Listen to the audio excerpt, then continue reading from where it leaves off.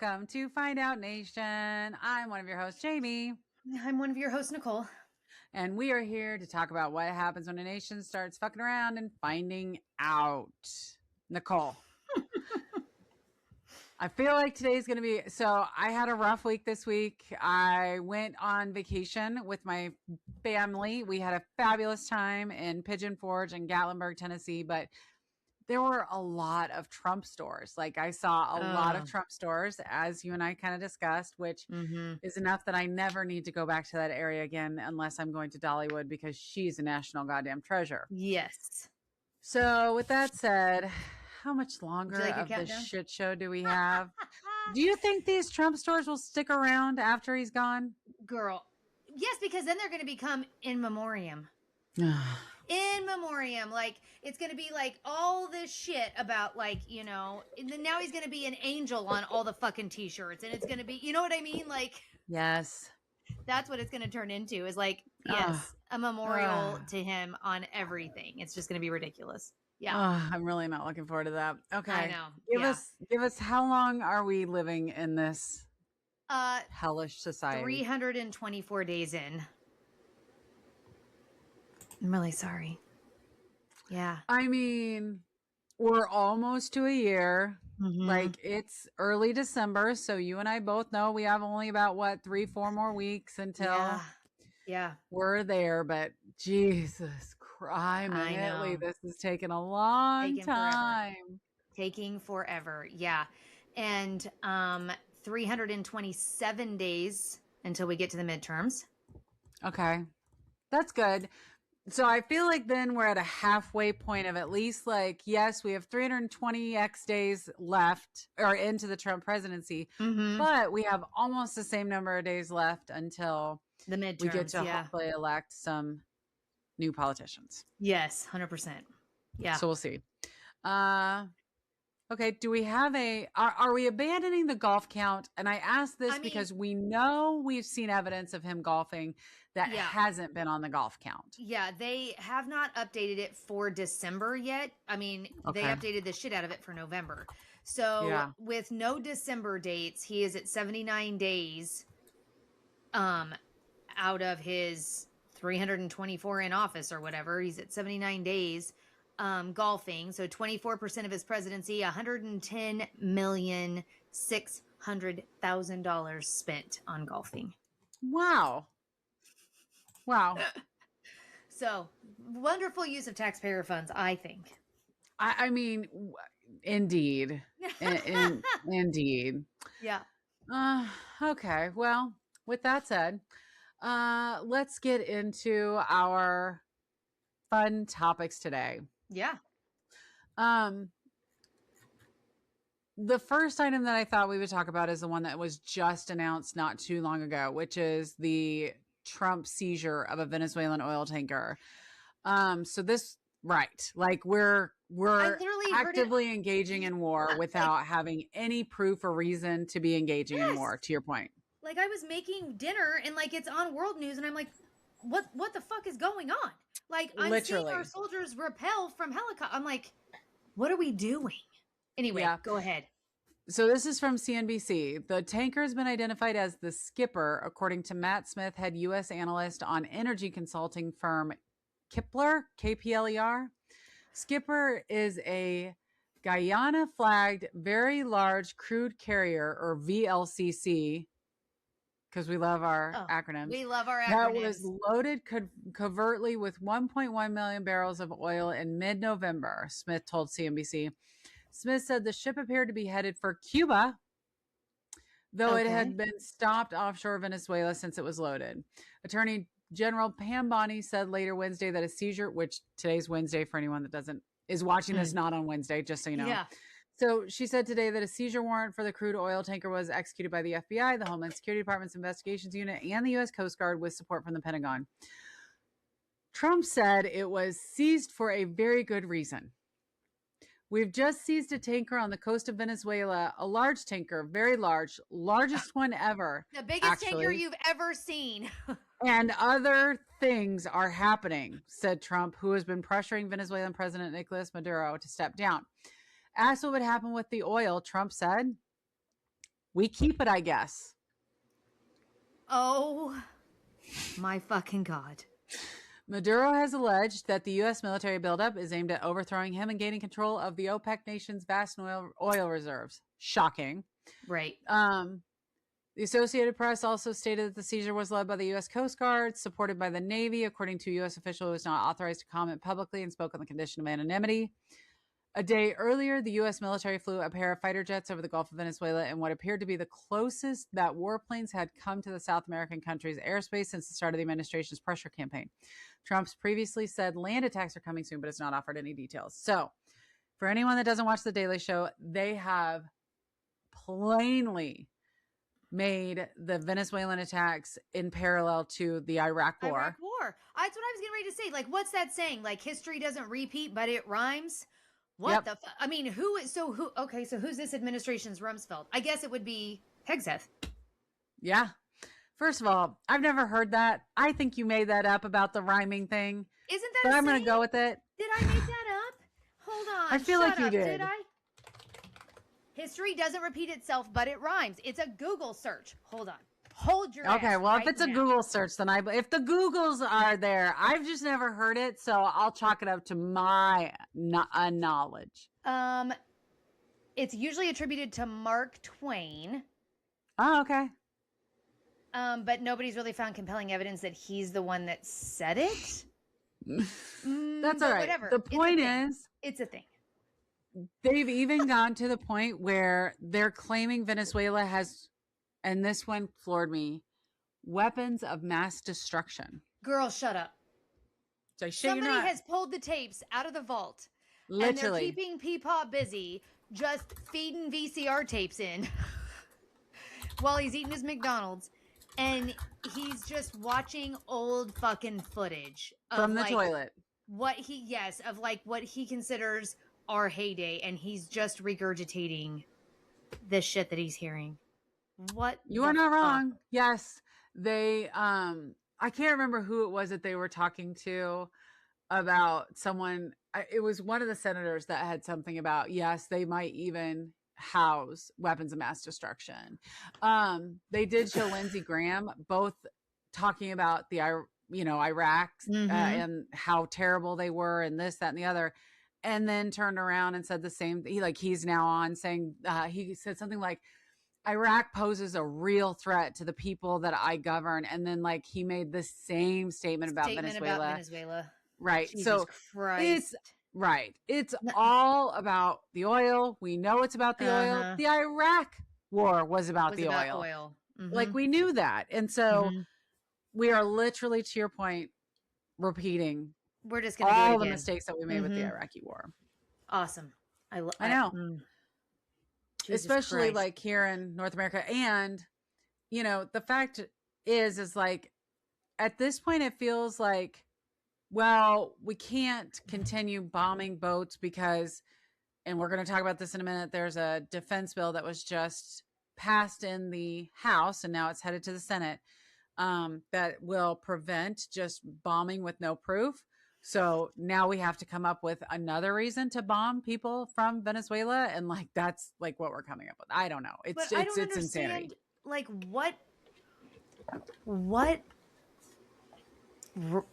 I can't even think of the word I fucking want right now. Hold on. I know what prompted this. What reasoning did we have for overtaking a fucking oil tanker to talk to Venezuela? Nicole, Trump told you it was seized for a very good reason. And I don't know how it can be more clear to you. That's so true. And I forgot that we're not supposed to question Daddy. We're just supposed to believe what Daddy says, and that's it. We're not supposed to have any critical thinking skills. We're not supposed to try to figure this shit out. It's a very good reason, Nicole. Very good. I'm just not just good, very good. Yes, and I'm just a silly dumb bitch that needs to just shut her mouth. Well, you're a woman, so exactly. Yes. You're Erica Church would tell you just need to make a sandwich. Oh no shit. Yeah. Yeah. So this is the big one.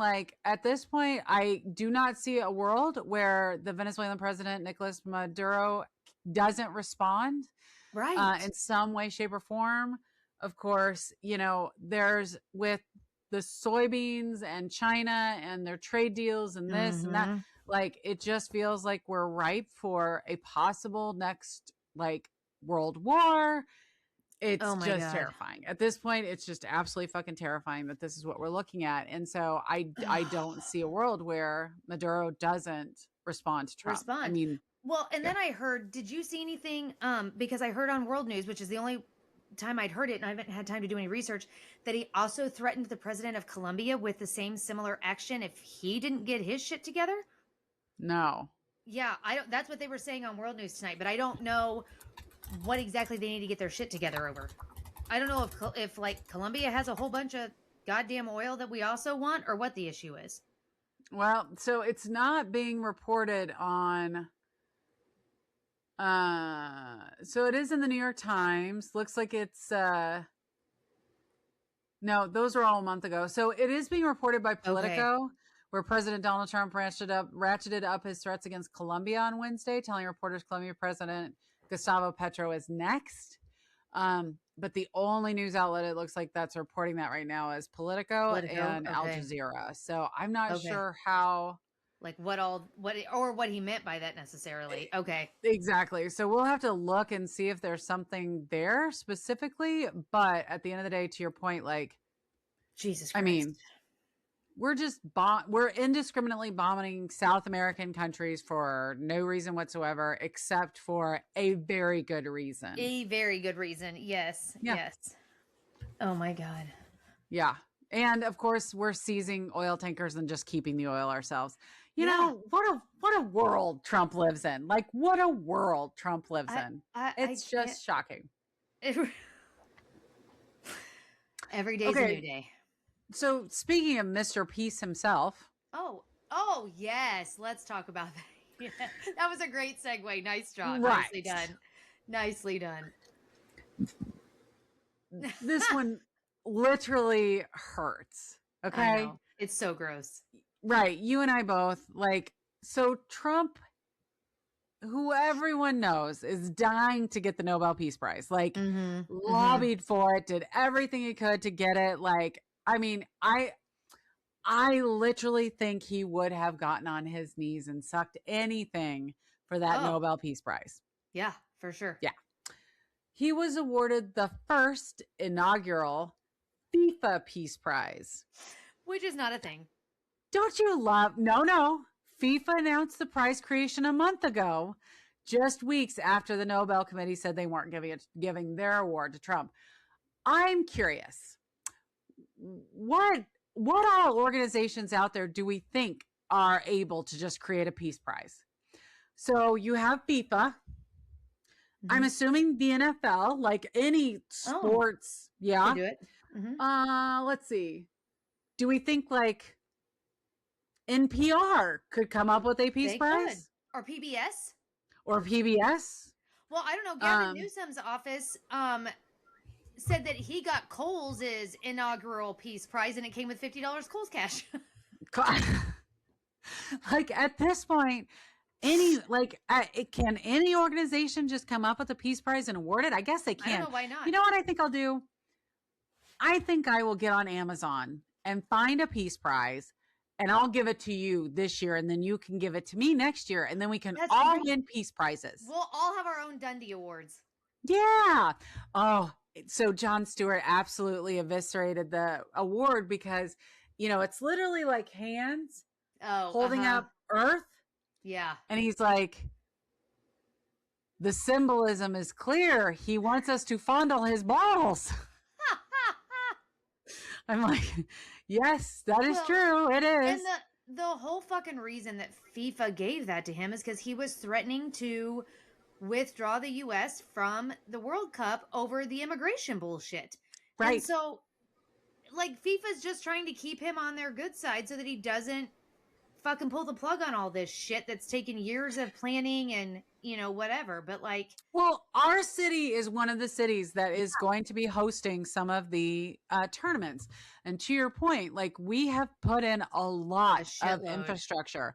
We've, you know, we have a streetcar that we've expanded. We've done a lot for like streets and bridges. We basically have a brand new airport, which granted was for the draft, but is also going to support the World Cup. Like, we have done a lot as a city to prepare for this.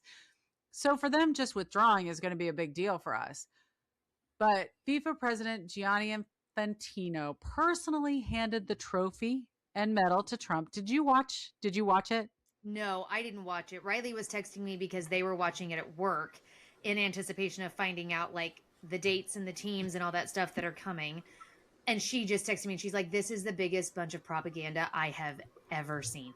Like, it's disgusting. Trump, so they display the medal to him. Trump snaps it up. Give that to me right now. And he goes, oh my like, God. See, I finally have a medal. Well, and then he puts it on himself. Even the beauty contestants in the Miss Universe pageant that he owned would tell you, you don't put on your own crown. Yeah. You fucking dumbass. How, like, I'm sorry. That's so, it's so embarrassing. Cringy. It's so embarrassing. And you're part of the crowd that mocks participation trophies. And this is the biggest participation trophy of all fucking time. 100%. What are we doing? What 100%. are we doing? So, Infantino says, you definitely deserve the first FIFA Peace Prize for your action for what you have obtained in your way, but you obtained it in an incredible way. And you can always count, Mr. President, on my support, on the support of the entire football community or soccer community to help you make peace and make the world prosper. What has he done? Well, I mean, he's had some boats blown up in the middle of the ocean. Right. He's deported thousands and thousands and thousands of people who actually haven't committed any crimes other than overstaying a visa. Yep. Which is a misdemeanor. And all without due process. We just shipped him the fuck out. He has now taken over an oil tanker. He probably wouldn't have been able to do that without the help of that medal. That medal probably made him rock hard. And he was like, what else can I do to exert my power? For sure. So the Associated Press reported that Fair Square, which is a London-based human rights nonprofit group, has filed a formal complaint to the FIFA Ethics Committee. FIFA's ethics code calls for a ban from soccer for up to 2 years for violating the duty of neutrality, though it is unclear if the case will be taken up. The FIFA appointed current ethics investigators and judges are seen by some observers to operate with less independence than their predecessors a decade ago. The award of a prize of this nature to a sitting political leader is in and of itself a clear breach of FIFA's duty of neutrality, Fair Square said in an 8-page complaint. So now it's being questioned. Okay. I toyed with the idea that the Texas gerrymandering maps could actually be overturned, and we have found that not to be the case, and I'm very disappointed. Yeah. If the universe wants to really make me happy, which we have seen no evidence of whatsoever. That's the case, yeah. But if the universe could take away Trump's FIFA Peace Prize, I would be so happy. Yeah. Like, can I just put that out there that, hey, universe, if you want to make this old lady happy, please take away Trump's FIFA Peace Prize. Because that and then maybe he'll get that Coles one next year. Well, he might, but I think that might be what it takes for him to finally stroke the fuck out. Oh, maybe. If they come back and they try to take baby's medal away from him, oh my God. He just might have the brain-busting embolism. Maybe. Because he won't take, like, he'll have a full-on tantrum. Which he's been having a lot of those lately anyway. Yes. So speaking of tantrums and our president's failing health. Yeah. We know that Trump recently went for like a 6-month checkup. He did a cognitive test. He had an MRI that no one can explain. No one knows what part of his body was checked. Nothing. Yeah. I saw an interesting post on Facebook today where they were talking about a new dementia medication that is administered in your hand, and so it causes bleeding. Interesting. And part of the treatment for that requires because it can also cause bleeding in the brain. And so you have to go for MRIs like it's a regular. So they're wondering if Trump is on dementia medication, and that is why he has the bleeding in his and all the hands. bruising. Yeah. Oh, so I don't know. But no, he's anyway, just shaking a lot of hands. Remember? Just shaking a lot of Right. hands, kissing a lot of babies. with the back of our hand, because this is how we shake hands. Duh. Yes. In all fairness, it wouldn't surprise me if Trump shook a hand like this, like that. I mean, according to the Epstein files. Indeed. But regardless, so nobody knows why he had the MRI. The only response from Trump was, I got an MRI and it was perfect. Yeah. So this is from the Daily Beast, which we know is not, I mean, they're severely left-leaning. Like, they could not hate Trump more, but they did report that Dr. John Gartner, a psychologist and former professor at Johns Hopkins, told the Daily Beast, Joanna Coles, that the president was displaying clinical signs of dementia and demonstrating immense cognitive decline. Trump's niece, Mary Trump, has made a similar argument, comparing her uncle to his father, Fred Trump Sr., who she said had Alzheimer's for a very, very long time. Mary told Joanna, there are times I look at him and I see my grandfather. I see that same look of confusion. I see that he does not always seem to be oriented to time and place. His short-term memory seems to be deteriorating, which we've suspected that for a while. Like, people is going off the rails. Right. So apparently the New York Times, along with other reporters, has been reporting on what appears to be his slowing down and his mental decline. His obvious issues. And was it today's cabinet today's cabinet meeting? Dr. Oz was speaking. I think it was today, but it might have been over the weekend. Dr. Oz was speaking, and Trump legitimately did one of these kind of things. Girl. He nodded off. I didn't see that. He didn't just like sit there with eyes closed. He legit nodded himself awake, nodded off, and jolted himself awake. Yeah, ma'am. At what point do they convince him? I said this last week. At what point do they convince him? Let's turn the cameras off. Well, this is not going well for you. Let's not have the cameras in the room with you all the time. He's so narcissistic that won't ever happen. Yeah, that's true.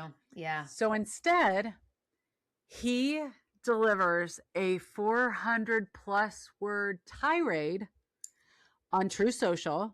What? About how wonderful he is and how the New York Times, by reporting out on his health, are treasonous. Oh, are we going to hang him now? Is that what we're going to do? Listen to this. Oh, God. There's never been a president that has worked as hard as me! Exclamation point. My hours are the longest and my results are among the best. I've stopped 8 wars. Oh, okay. Tomorrow it'll be 15. Yes. Saving many millions of lives in the process, created the greatest economy in the history of our country, brought business back into the United States at levels never before seen, rebuilt our military, created the largest tax cuts and regulation cuts ever. Oh my God. Closed our open and very dangerous southern border when previous administrations were unable to do so, and created an aura around the United States of America that has led every country in the world to respect us more than ever before. I just want to say, I am not even halfway done yet. Oh, okay. In addition to all that, I go out of my way to do long, thorough, and very boring medical examinations at the Great Walter Reed National Military Center Medical Center. I go out of my way, as if he said, hey guys, I feel like I should go get a physical done. Right. Nobody's doing that. No. Seen and supervised by top doctors, all of whom have given me perfect marks. Some have even said they have never seen such strong results. I do these tests because I owe it to our country. In addition to the medical, I have done something that no other president has done on 3 separate occasions, the last one being recently by taking what is known as a cognitive examination, something which few people would be able to do very well, including those working at the New York Times. And I aced all 3 of them in front of large numbers of doctors and experts, most of whom I don't know. Most of them I have been told that few people have been able to ace this examination, and in fact, most do very poorly, which is why many other presidents have decided not to take it at all. Despite all of this, the time and work involved, the New York Times and some others like to pretend that I am slowing up. Slowing up? Who says that? No, it's called slowing down. But he says slowing up in quotations.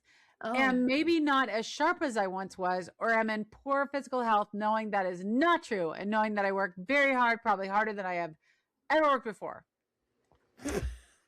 I will know when I'm slowing up, but it's not now. After all of the work I've done with medical exams, cognitive exams, and everything else, I actually believe it's seditious, perhaps even treasonous, for the New York Times and others to consistently do fake reports in order to libel and demean the President of the United States, which, why is that in quotes? Why is that in air quotes? You literally are the President of the United States. Right. Jesus Christ. They are true enemies of the people, and we should do something about it. They have inaccurately reported on all of my election results, and in fact were forced to apologize on much of what they wrote. The best thing that could happen to this country would be if the New York Times would cease publication because they are a horrible, biased, and untruthful source of information. Oh my God. Thank you for your attention to this matter. Make America great again. Okay. That Jesus took me like Christ. Yeah. Like what the fuck? You aren't working harder than any other president. You're just fucking unhinged. Go the fuck to bed. Go the fuck to bed. Get a solid 8 hours of sleep, and then maybe you won't be as fucking unhinged as you are all the time. Or nodding off in cabinet meetings. Yes. But besides that, to start calling, like, already planting the seeds that the New York Times is seditious, it's treasonous, reporting out on his health, on his well-being is terrible, even though he literally ran on Sleepy Joe Biden, Sleepy Joe, da-da-da-da-da. Like, now if someone reports out on it, now we're being seditious and treasonous. And it's just, this is what we do. It's what authoritarians do. That's right. We plant these seeds and we put ideas out there. So, today the Fed cut interest rates by a quarter of a percentage, which Trump wanted at least to have a percentage, if not more, cut. He has been calling for the replacement of several Fed chairs. I told you in last week's report that he was talking about reversing all of the auto pen signatures. Yeah. He's now put out there that the federal chairs were signed. The requests were signed by auto pen. Again, trying to plant these seeds of like, oh, we should be able to reverse these. We should be able to get rid of them. The man is unhinged. He's literally like just putting out the craziest fucking shit and seeing what sticks. And at this point, it's like, oh God, we're all in trouble. Yeah. I mean, and Congress is doing nothing about any of it. So this is the thing. Congress so far has done absolutely dick all about it. Yeah. The one thing that I think is probably going to move them into action, and you and I have talked about this, and we'll talk about this, is this new defense spending bill. So I guess annually, there's a National Defense Authorization Act, and it basically is the bill that's approved to fund the U.S. military for the year. The House has voted on it. It's passed by quite a wide margin. Trump has said he's going to sign it. The Senate still needs to obviously debate it and then vote on it. But with it, it includes $900 billion for military programs, including a 3.8% pay raise for most military members. It also includes improvements to housing and facilities on many military bases. The bill includes a provision that would cut Hegseth's travel budget by a quarter until the Pentagon provides Congress with unedited video of the strikes against alleged drug boats near Venezuela. Lawmakers they're asserting their oversight role after the strike. The bill also demands that Hegseth allow Congress to review the orders for the strikes. So you and I talked quite a bit last week about how everyone believes that Trump and Hegseth ordered these strikes, that it was clear violation of either U.S. laws or international laws that were violated. And it would seem that like they're now going to make sure that they find out if that's the case. Yeah, it makes me wonder if Hegseth's on his way out. I mean, I don't think Trump's going to want to get rid of him. I think Trump thinks that because he's loyal to Trump, and that's all Trump gives a fuck about, is loyalty to him. You know what I mean? So he doesn't care if you're, violating international law or committing a war crime. He doesn't fucking care. Like, no, not at all. His concerns. You know what I mean? Yeah, no, not at all. Like Hegseth, to your point, Trump won't want to get rid of him because Hegseth has been quite the lapdog for everything that Trump wants to do. Like, I don't think I don't think it was his idea to start bombing boats in the Caribbean. I just don't. I think that's Trump and Stephen Miller and the Republican Party that has told Hegseth to do what he's doing. And Hegseth's like, okay, here we go. And so he just does whatever they tell him to do. With that said, like, Congress has to at some point step in and be like, okay, what the actual fuck? If you continue to let these people just run willy-nilly and bomb whoever then what good are you? Like, why do we have you? Right. Especially like seizing the tanker today. Oh my God. There should they should have released some kind of congressional action this evening, subpoenaed the shit out of everybody. Like, you know what I mean? You would think. I just, Jesus Christ, what are we doing? What the fuck are we doing? I know. I will say that the bill makes cuts to the climate change provisions that have previously been put into the defense spending bills. So we're back to just awesome, whatever. And then, of course, we are removing a bunch of DEI references. So we're eliminating a bunch of positions like the chief diversity officer. We're like taking out a bunch of overrated. Oh, yes. A bunch of programs that try and teach DEI, a bunch of trainings for DEI, all of that. The bill does include keeping U.S. support against Russia. So there's strong language about supporting Ukraine. It's also some strong language about keeping troops in Europe at a certain amount because, Trump put out some sort of military something that said he thinks that Europe is going away. And then it repeals the authorization for the war in Iraq. And this is important because, so the Iraqi war was, the authorization was voted on in 2003. But that authorization has never been repealed. Oh. Generally, like, it is what it is, the information, whatever. And so now that it's been so long, most lawmakers wouldn't act upon whatever the Iraq war authorized. But Trump, in his last presidency, used the Iraq war authorization to carry out a different military exercise. So they're like, okay, we have to shut down all avenues for Trump and his team to be able to just willy-nilly. I didn't know that. Yeah. Holy shit. It's crazy. Like the fact that we have to like go comb through everything to make sure that Trump doesn't have all these avenues to carry out whatever his fucking agenda is wild to me. Wow. I did not know that.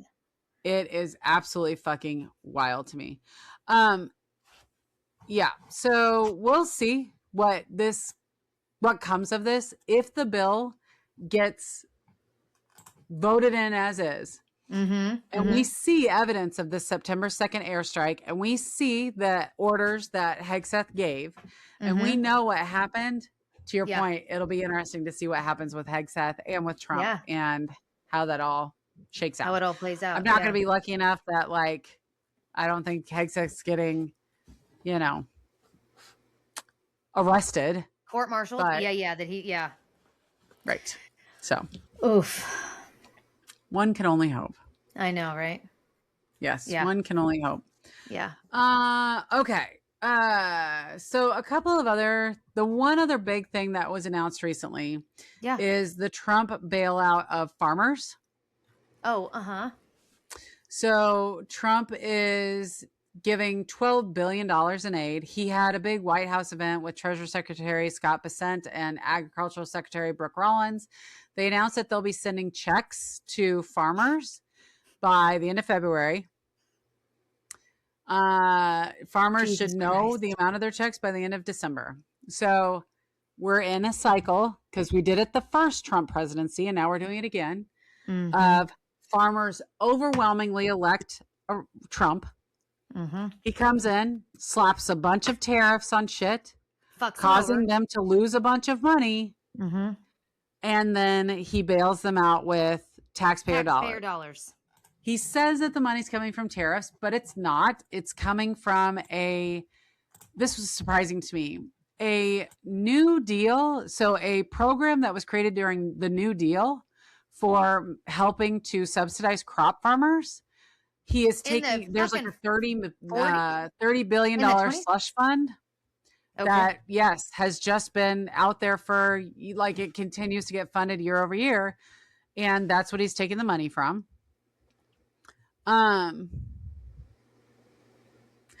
The aid package will include up to $11 billion in one-time payments under a new program administered by the Agricultural Department. And then the other big thing is Trump also promises to loosen regulations for machinery companies. He said, we're going to take off a lot of the environmental restrictions that they have on machinery. Farming equipment has gotten too expensive. They put these environmental excesses on the equipment, which don't do a damn thing except make it complicated, make it impractical. And frankly, you really have to be, in many cases, you need about 185 IQ to turn on a lawnmower. Oh my God. Not a 185 IQ, girl, to turn on a lawnmower. The farmers are using lawnmowers. You've seen the Trump meme of him yelling at the kid mowing? Oh, yeah. Well, mowing the White House lawn. Yeah. Gavin Newsom put out a meme that was, hey, is your IQ 185? Trump yelling at this kid. That's hilarious. So, because, Trump talks about his knowledge of lawn care. In August, he told The Independent, I have a lot of golf courses all over the place. I know more about grass than any human being. You literally I think don't, anywhere in the world. You literally don't. You pay people that know stuff about lawn care. You don't know dick. You called it a lawnmower. I would have respected it a little bit more if he'd have at least said to turn on a combine. Yeah. He said a fucking lawnmower. 100%. To your point, if someone handed me the keys to a combine, I don't know what the fuck I'm doing. I would have to break out a manual, watch a YouTube video. You can turn it on, girl. You may not be able to. But a lawnmower? Are you kidding me? Okay. But back to the problem at hand. Of course, this uncertainty comes from farmers. I mean, the uncertainty for farmers comes from the tariffs. Right. Reuters is claiming that because one of the major exports that we lost were soybeans. Yeah. We lost those when China finally said, fine, fuck y'all. We'll go to a South American country and get our soybeans there. Yeah. After Trump and China had their trade deal, Trump told reporters that China would be buying 12 million tons of soybeans by the end of the year. At this point, they've only purchased about 3 million. Oh, and it is December fucking 10th. Yeah, we're a little shy of hitting That's right. 10 million. Maybe they're going to put a big requisition in, like, into next week for all those. Oh, no. You'll love this. Oh, God. U.S. Trade Representative Jamieson Greer told a U.S. Senate Appropriations Subcommittee on Tuesday that the deadline for China to buy their 12 million metric tons of soybeans from American farmers was not the end of December, as the White House said, but the end of the growing season. The most recent growing season for soybeans ended in November. Oh my fucking God. According to the U.S. Department of Agriculture, Treasury Secretary Scott Bessent said last week that he expected China to reach the 12 million metric ton mark by the end of the season, which he says will be February 28th, during an interview with Andrew Ross Sorkin at the New York Times Deal Book Summit in New York. They're in a perfect cadence to complete that goal. Perfect cadence. Bessent said after Sorkin said data from the U.S. Department of Agriculture as of November 14th showed that China had only purchased 330,000 metric tons, called the figure Sorkin cited bad information. Of course, because it doesn't. We're fit back the to narrative. gaslighting. The White House got confused about when the end of the year is going to be. I mean, I tend China's to believe the Department of Ag. That's right. I'll tell you, the U.S. Department of Agriculture, like a former president came on and said, there's no such thing as a growing season. Like that verbiage doesn't exist for us. So Interesting. we don't know what they're talking about. They have now like given dates all the way up to next November. Oh, well then we got plenty of time for them to hit that 10 million. Plenty of time. Except that they're supposed to buy the 12 million tons of soybeans by the end of the year with a commitment of like a whole like 200 million tons by the end of 2026. You know what would have just helped this all along is if we hadn't slapped the fucking tariffs on. Then we wouldn't even have to be fucking having a conversation about this. Yep. It wouldn't even be a goddamn issue. Well, so Trump's supporter farmers have said that tariffs aren't really hurting them. What's hurting them is that all seeds are provided by like 3 major companies, and all farm equipment is made by like 3 major companies. So there's price gouging. So now Trump is going to look at anti-monopolization laws and see where the disconnect is there. As if that has not been the case for fucking decades. That's exactly They're right. like, but the Koch brothers own all the seeds. The Koch brothers have owned all the seeds for decades. Are you kidding me?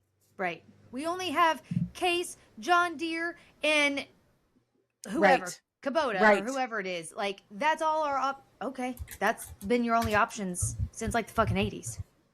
Yep. You are not wrong. But this is what the Trump-loving farmers are now trying to claim, is that that's the reason why this is happening. Okay. Yeah. Well, you live in Delulu land, and if you like it, I love it for you. That's how that goes. So social media has been pretty killer to Trump farmers because like I have seen multiple posts that are like, no, you voted for this. This is what you get. Like, sorry, sir, this is what you get. Like the social media response is very much like, so sorry, but no, you voted for him. You get what you deserve. And they're not wrong. Yeah. They're not wrong. So yeah. Wow. So that's been interesting. We'll see what happens with China. Actually, you and I both know what will happen with China. They're not going to get anywhere near the commitment that they have given.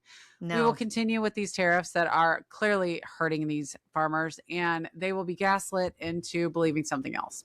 Yep. Love that journey for us. Okay. Let's see. What other...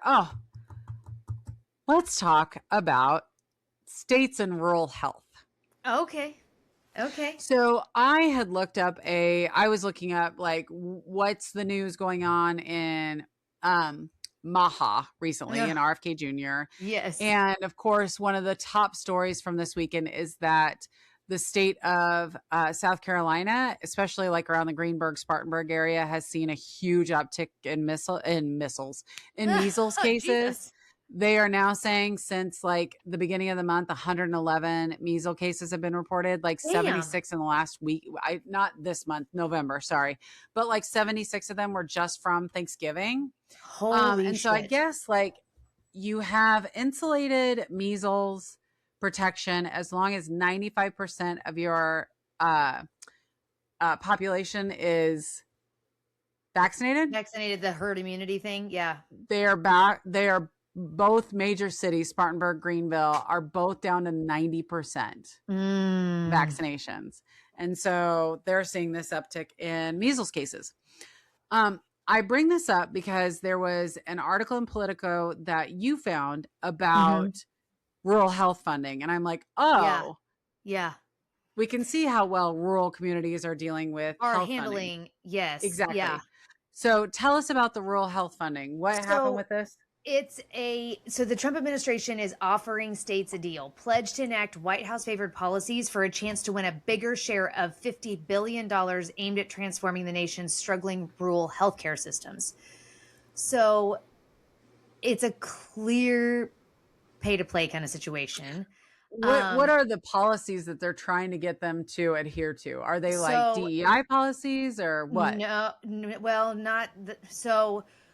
What I highlighted in the article is that they in a bid to get better scores on their applications to get more funding of the 50 billion. Yeah. Several states have vowed to change their own laws, making promises, for example, to restrict low-income people from using food benefits, to buy junk food, or to expand telehealth. And they're saying they're making promises that they may not be able to keep in the future just to secure more of the 50 billion. So, Oh.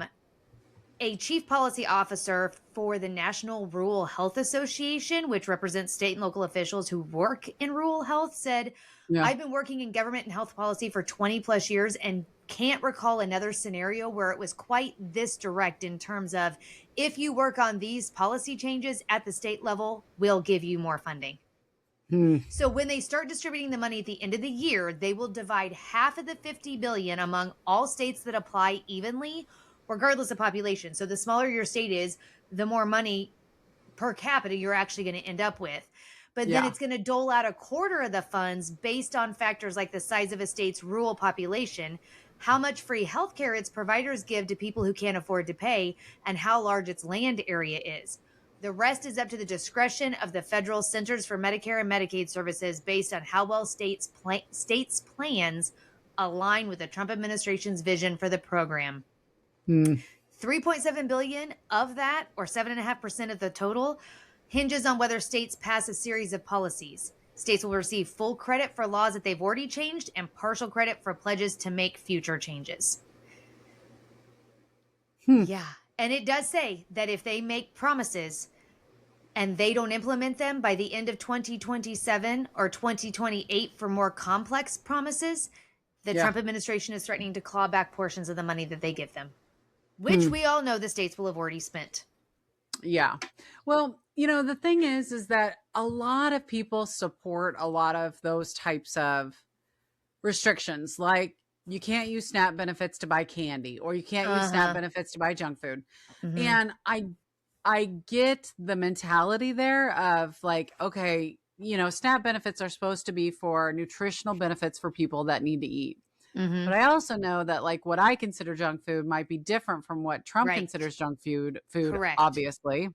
And what RFK Jr. considers junk food. Exactly. And a lot of that is the cheapest food out there. Like, at the end of the day, right. We know that. And we know that people live in food deserts where sometimes the only easily available food that they have might be a convenience store, which is nothing but junk food. So like, there's so much more thought to be put into those types of restrictions that at the end of the day, like, having your president require that and using that to dole out benefits, additional funding, right, is for your rural hospitals and your rural doctors' offices. It's a terrible precedence to set. Now, I am glad to hear, because originally I was afraid that it was like, oh, it's DEI and this and that. So understanding that at least they're tied to laws that are related to the benefits that they're providing is something. Yeah. But man, of all the people that should not be making decisions on who should eat what food, it is literally Donald Trump.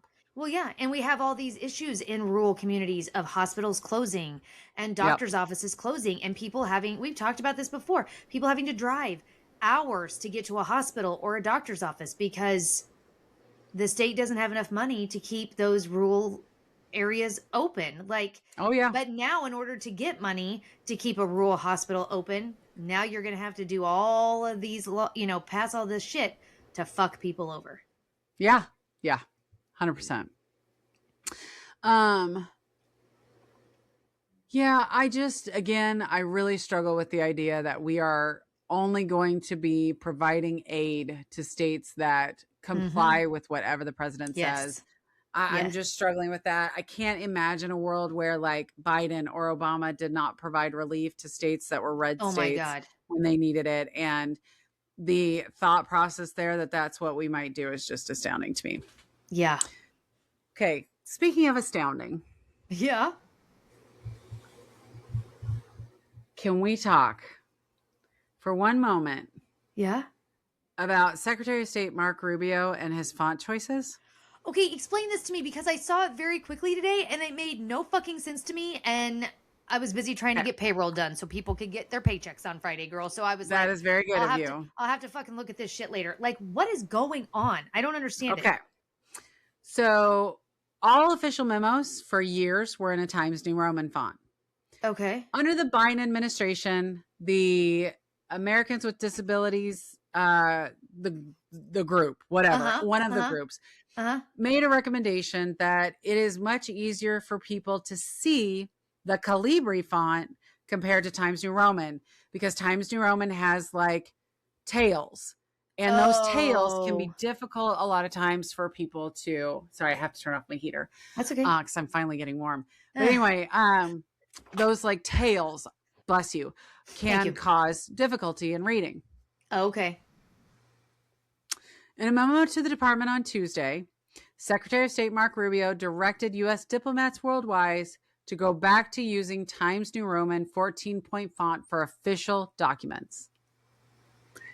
Why is this what we're worried about? And why are we dicking over people with sight issues? The memo was titled Return to Tradition. Oh. It said the new standard font would reflect the same dignity, consistency, and formality expected in official government correspondence. Well, if that's the case, let's just go back to Old English and we'll just have everything written like the fucking Constitution and none of us can fucking read it.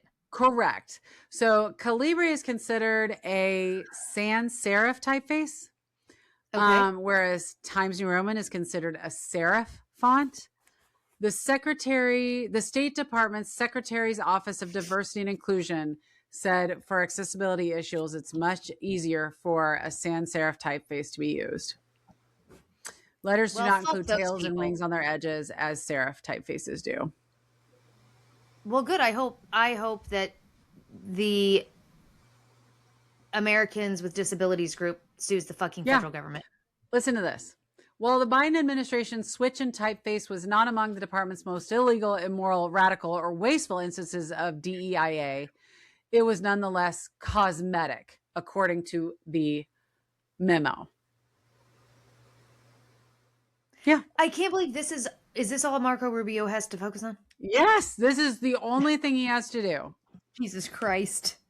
Yeah, I know. I can't believe that this is what we're fucking worried.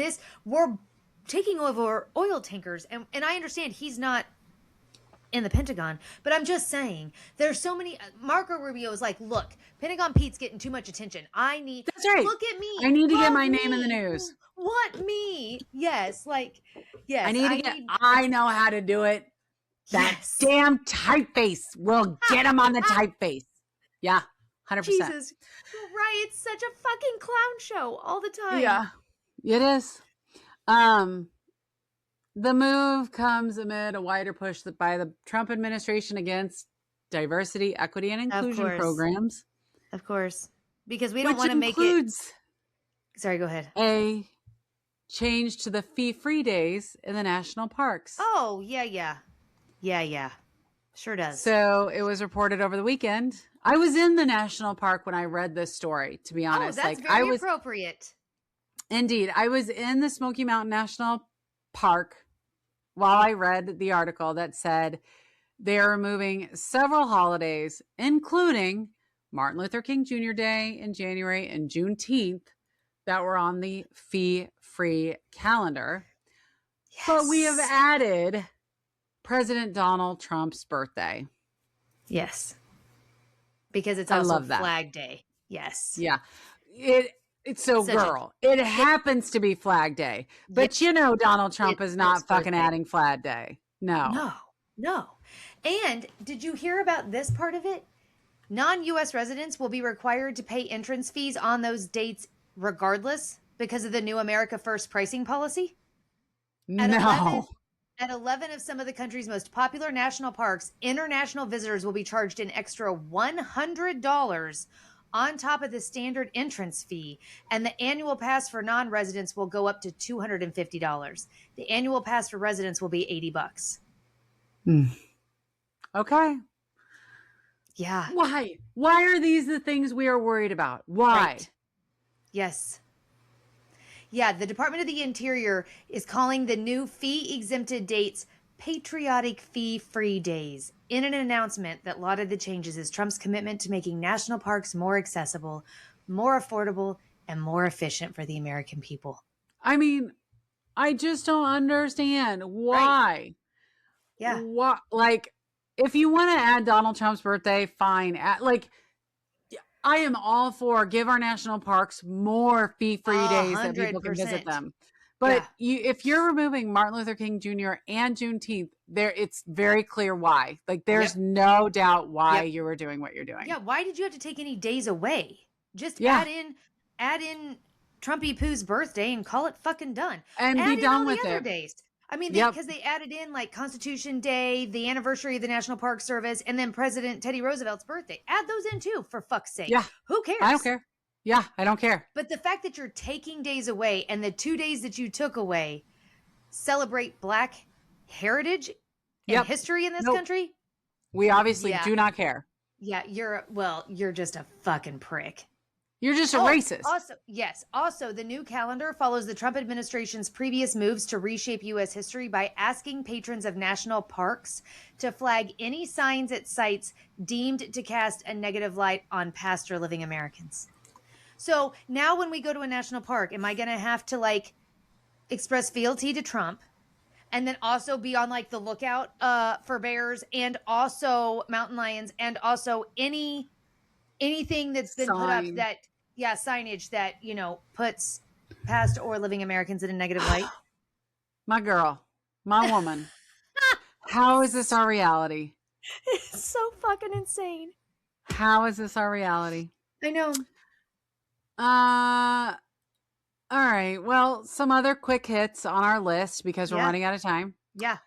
I already mentioned this before, but I'm going to mention again. The Supreme Court has allowed the Texas redistricting map to be used in the new election because they are a bunch of Republican racists. So love that journey for us. With that said, Jasmine Crockett is running for Senate in Texas, whoop, whoop. Which I'm excited for. I'm so hopeful for. Yes.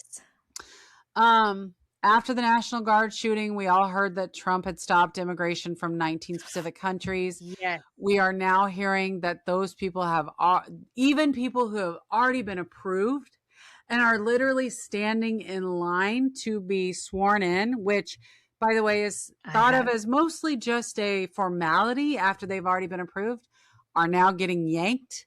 And go ahead. Well, I had down too that they came in when they were in the middle of taking their citizenship oaths at Boston's, I don't know what this hall is, and they were told they could not proceed because of their country's origin from those 19 countries. Yeah. They'd already done all the hard work to get their fucking citizenship. And it's not just there. It's in multiple cities that they have done this. Yeah, that if you're from one of those 19 countries. That they are yanking your citizenship. Now, when I was reading this article, I read a couple of articles about it, but the immigration lawyers have largely said this likely won't have any bearing, like nothing's going to change. You're still likely to be approved. Like you've gone through all the steps. So theoretically you should not panic, but at the end of the day, like the uncertainty and the concern is very real for people who are like, I thought I was at the finish line. I did everything right and paid all the fees. And Trump, of course, released. Yeah. Right. And I don't know if you heard, but Trump released his $1 million gold visa. No, I hadn't heard this. So an individual can pay $1 million and fast track their visa, their citizenship. Everything is pay to fucking play. Everything's a quid pro quo. Companies can pay $2 million to sponsor somebody for a visa. That's right. Jesus Christ. Yeah. And then the one other big item that came to my list was a judge has actually blocked National Guard deployments in LA. They're telling Trump, get the fuck out. The message was loud and clear. Like there is no doubt that they want them out of Los Angeles. So it'll be interesting to see if Trump actually complies and what happens there. Oh, I love that. I know. I would also like to point out that it is December 10th. Yeah. There was a new set of files that were released by judges on the Epstein files, but we still have heard no timeline, no plan from the DOJ, Mhm. nothing that tells us when the actual files are going to be released. So we're still waiting for those Epstein files. Yep. Okay. With that said, Are you ready for your last happy? week's, Oh. I will tell you, and I love this so much, but last week's happy ending, the night we recorded the Oh, story about the drunk raccoon, yes. I literally had a friend of mine from high school who is a friend of this podcast, and I love her to death for it, sent me, this should be your happy ending. And it was the drunk raccoon story. I then get a call from my father, and Oh, my mother and father are both like, have you heard this? It needs to be your next, it needs to be your next happy ending. And I'm like, we've already done the episode. That was our happy ending. Yes, we definitely we identified did with it. the drunk raccoon. I'm Yes. telling you, all the Democrats in my life appear to be identifying with the drunk raccoon. I love it. So I'm really hoping you have more drunk animals for us this week. I don't. I don't even have it. It's a human story this week, and not even a drunk That's human okay. story. A human story will bring us around as well. I am for it. But I Yes. just wanted to give you a major love that. kudos Yes. that multiple people have tapped into your happy ending enough where they're like, this is the next happy ending story. So I love thank it. you to And I everyone need that sent me those. yes, and I need all the help I can get. So like send them over. Like Yeah. let me Okay. know. Okay, so I am so spring it on me. What is this okay. week's happy ending? This story just kind of like made me a little like, oh my god, this I just whatever. Okay, so it's coming to you out of Lafayette, Louisiana. Okay. So truck drivers are among the most truckers, semi-truck drivers are the most overlooked workers in America. And yet almost everything we buy is delivered on a truck. Yes. One deserving driver, Marine Corps veteran Stacy Batiste, was just awarded a custom-built semi-truck and a check for $50,000 after his best friend nominated him for the Road Warrior contest. Listen to this. After reviewing thousands of entries, the trucker from Lafayette, Louisiana was selected for his tireless dedication and commitment after driving over 5 million accident-free miles over his 34-year career as a pro driver. Holy shit. Batiste was shocked to win the largest prize in the history of the contest, sponsored by Pilot, the nation's largest travel center chain and third largest tanker fleet operator in the U.S. Wow.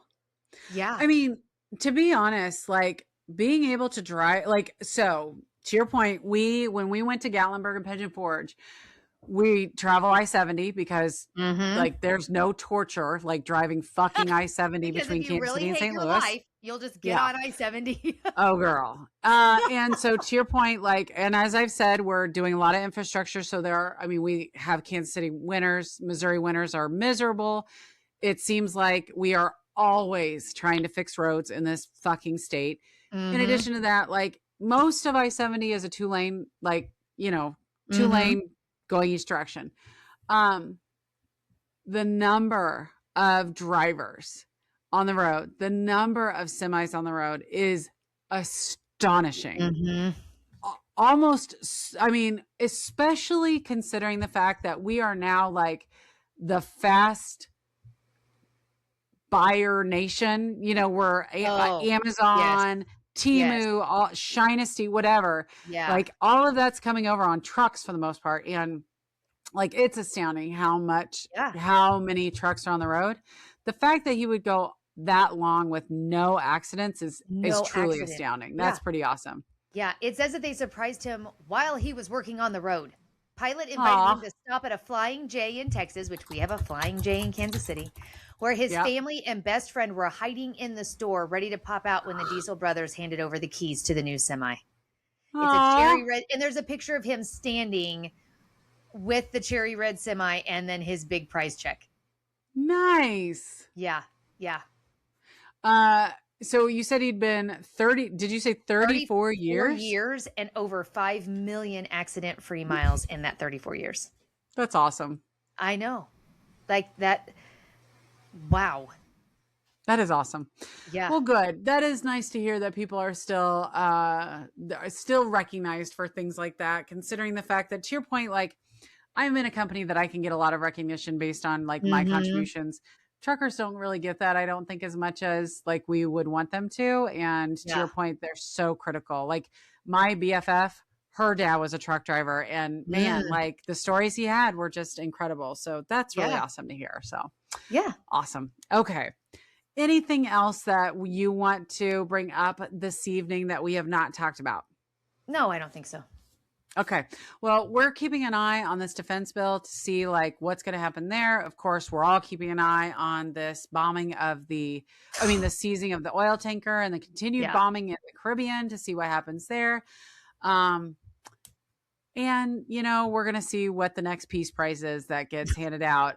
I'll see if I can, like, I have a bowling trophy. Like, well, yeah, there you go. You know, I have a bowling. Like, is this good enough? Like, I think that's great.